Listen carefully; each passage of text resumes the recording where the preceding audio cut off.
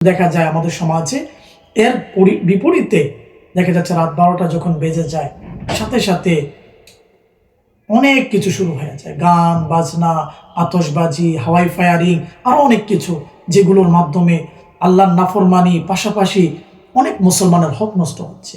অনেক মুসলমান ঘুমিয়ে আছে, হঠাৎ করে এইগুলোর আওয়াজের কারণে, হাওয়াই ফায়ারিং এর কারণে, আতশবাজির কারণে তাদের ঘুম ভেঙে যাচ্ছে। অনেক ছোট বাচ্চা ঘুম ভেঙে যাচ্ছে, অনেক হার্টের রোগীর প্রবলেম হচ্ছে। একটু চিন্তা করেন তো, আপনার কারণে মুসলমান কষ্ট পাচ্ছে। রাসূল করিম বলেছেন, মান আযা মুসলিমান ফাকাদ আযানি, যে কোনো মুসলমানকে কষ্ট দিল সেজন্য আমি নবী মুস্তাফাকে কষ্ট দিল। আপনি একজন মুসলমান হয়ে এইভাবে তো কাজ করতে পারেন না। মুসলমান তো প্রতিটা কাজ আল্লাহ এবং রসুলের দেখানো পথ এবং মত অনুযায়ী কাজ করবে, এর বাহিরে করতে পারে না। আলহামদুলিল্লাহি রাব্বিল আলামিন ওয়াস সালাতু ওয়াস সালামু আলা সাইয়্যিদিল মুরসালিন ওয়া আলা আলিহি ওয়া আসহাবিহি আজমাইন। প্রিয় মুসলিম ভাই বোনেরা, যে যেখান থেকে আমাদেরকে দেখছেন সকলকে আন্তরিক শুভেচ্ছা ও মোবারকবাদ। একটি গুরুত্বপূর্ণ বিষয় নিয়ে আপনাদের সম্মুখে উপস্থিত হয়েছি। সেই বিষয়টি নিয়ে কথা বলার জন্য বলেছেন আপনারা। সে বিষয়টি হলো নিউ ইয়ার নাইট, অর্থাৎ বছরের প্রথম রাত্রি উদযাপন করা, এবং যেটা আমাদের সমাজে 31st নাইট নামে পরিচিত। 2025 31শে ডিসেম্বর রাত 12টা বাজার পরে নতুন বছর উদযাপনের নামে যা আমাদের সমাজে হয়ে থাকে, এই জিনিসগুলো শরীয়তের আলোকে কতটুকু সমর্থিত, শরীয়ত কতটুকু এটাকে জায়েজ বলে, সেই বিষয়টা সম্পর্কে আমাদের কাছে জানতে চেয়েছেন। এবং যদি এটাকে আমরা উদযাপন করি কিভাবে করতে পারি, সেই বিষয় সম্পর্কে ইনশাআল্লাহ কোরআন ও হাদিসের আলোকে আমরা জানার চেষ্টা করব। সর্বপ্রথম আসুন আমরা কোরআন কারীম থেকে জেনে নিই। আল্লাহ তাআলা ইরশাদ করছেন, ইন্না ইদ্দাতাশ শুহুরি ইনদাল্লাহি 12 শাহরান ফি কিতাবিল্লাহি ইয়াওমা খালাকাস সামাওয়াতি ওয়াল আরদা মিনহা আরবাআতুন হুরুম। নিশ্চয় আল্লাহ তাআলার নিকট মাস হলো 12টি, আল্লাহ তাআলার কিতাবের মাঝে লিপিবদ্ধ রয়েছে যখন থেকে আসমান এবং জমিনকে সৃষ্টি করেছেন। আর সেই মাসগুলোর মধ্য থেকে 12টি মাসের মধ্য থেকে 4টি মাস হলো সম্মানিত মাস। মুফাসসিরিনে কেরাম এই আয়াতের তাফসীরের মাঝে, ব্যাখ্যার মাঝে লিখেছেন যে আল্লাহ তাআলার নিকট 12টি মাস আর তার মাঝে 4টি সম্মানিত মাস। এই 12টি মাস দ্বারা কোন মাস উদ্দেশ্য, বাংলা, ইংরেজি বা কোন মাস বা আরবি কোন মাসগুলো উদ্দেশ্য? তো মুফাসসিরিনে কেরাম লিখেছেন এই মাস দ্বারা, 12টি মাস দ্বারা উদ্দেশ্য হচ্ছে আরবি মাস। কেননা আরবি মাসের সাথে আমাদের অনেক কিছু সম্পৃক্ত। হজ, ঈদ, আমরা রমজানের রোজা রাখি, রমজানের রোজা রাখা, বালেগ হওয়া এবং হজ করা ইত্যাদি অনেক বিষয় সম্পৃক্ত রয়েছে। তাহলে 12টি মাস দ্বারা উদ্দেশ্য হচ্ছে আরবি মাস। এবং আল্লাহ তাআলা বলেছেন ওই 12টি মাসের মাঝে সম্মানিত মাস হলো 4টি মাস। তোর মধ্যে একটি মাস হচ্ছে রজব মাস। এবং কোরআন কারীমের এই আয়াতের মাঝে সামনে আল্লাহ তাআলা বলেছেন, ফালা তাজলিমু ফীহিন্না আনফুসাকুম, তোমরা তো কোনো মাসেই আল্লাহ তাআলা নাফরমানি করবে না, নিজের নফসের উপর জুলুম করবে না, কিন্তু বিশেষভাবে এই মাসগুলোর মাঝে আল্লাহ তাআলা নাফরমানি করবে না, নিজের নফসগুলোর উপর জুলুম করবে। এখন আমাদের 2026 শুরু হবে, যে মাসটি চলমান রয়েছে সেটা হচ্ছে রজব মাসে। যদি এই মাসে, এই সময় যদি আমরা রবের নাফরমানি করি, একটু চিন্তা করি, সম্মানিত মাস, আজমতওয়ালা মাস, এই মাসগুলোতে যদি আল্লাহর নাফরমানি করি আমরা, আমাদের কি অবস্থা হবে? এবং মনে রাখতে হবে যে নতুন যে বৎসর পালন করছি আমরা, ইংরেজি বৎসর, ইংরেজি নববর্ষ, সেটা ইসলামের মাঝে কোনো ভিত্তি নেই।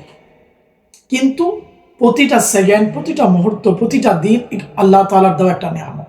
কোনো ব্যক্তি যদি শরীয়তের সীমানার মধ্যে থেকে এই দিনটাকে বা এই রাত্রটাকে সেলিব্রেশন করে, উদযাপন করে, আল্লাহ এবং রসুলের নাফরমানি না করে সে করতে পারে যে আল্লাহ তাআলা আমাকে নতুন একটি বৎসর দান করেছেন, 2025কে আমি অতিবাহিত করেছি, 2026 শুরু হচ্ছে, আমি এই দিনটাকে, এই রাত্রিটাকে আল্লাহর ইবাদত করে কাটাই। বরঞ্চ আমাদের তো এই চিন্তা হওয়া উচিত যে আমি 2025-এ কি কি গুনাহ করেছি, কি নাফরমানি করেছি, চিন্তা করা, এবং এই 26টাকে ইবাদতের মাধ্যমে শুরু করা, নতুন একটা বৎসরকে, যাতে করে রবের নাফরমানি না হয়।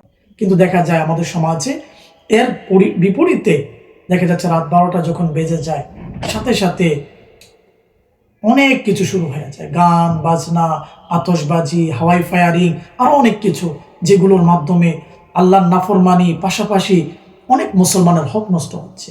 অনেক মুসলমান ঘুমিয়ে আছে, হঠাৎ করে এইগুলোর আওয়াজের কারণে, হাওয়াই ফায়ারিং এর কারণে, আতশবাজির কারণে তাদের ঘুম ভেঙে যাচ্ছে। অনেক ছোট বাচ্চা ঘুম ভেঙে যাচ্ছে, অনেক হার্টের রোগীর প্রবলেম হচ্ছে। একটু চিন্তা করেন তো, আপনার কারণে মুসলমান কষ্ট পাচ্ছে। রাসূল করিম বলেছেন, মান আযা মুসলিমান ফাকাদ আযানি, যে কোনো মুসলমানকে কষ্ট দিল সেজন্য আমি নবী মুস্তাফাকে কষ্ট দিল।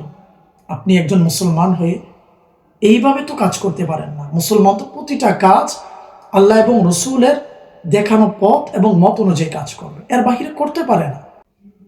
এবং দেখা যায় মাআযাল্লাহি রাব্বিল আলামিন অনেক মুসলমানের সন্তান শয়তানের ধোকার মাঝে পড়ে এই রাত্রির মাঝে মদ পান করা, গান বাজনা এগুলোর মাঝে লিপ্ত হয়ে থাকে। অথচ কোরআনে কারিমে আল্লাহ তাআলা বলেছেন, ইয়া আইয়ুহাল্লাযীনা আমানু ইন্নামাল খামরু ওয়াল মাইসিরু ওয়াল আনসাবু ওয়াল আজলামু রিজসুম মিন আমালিশ শাইতান।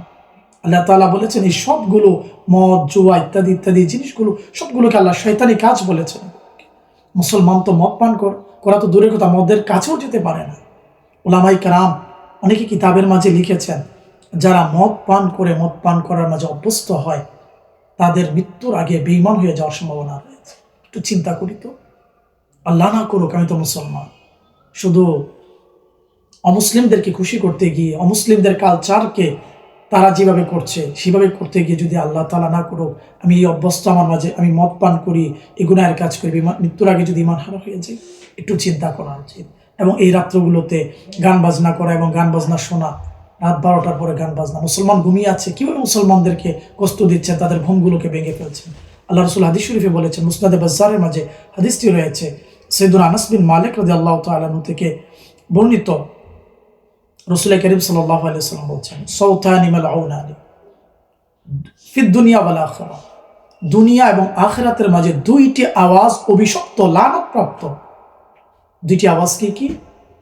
এক হচ্ছে নিয়ামতের সময় বাজনার আওয়াজ, গান বাজনার আওয়াজ, আর দ্বিতীয় আওয়াজ হচ্ছে মুসিবতের সময় কান্না করা, চিৎকার করে বিলাপ করে কান্না করা আওয়াজ। এই দুইটা আওয়াজ হচ্ছে অভিশপ্ত আওয়াজ।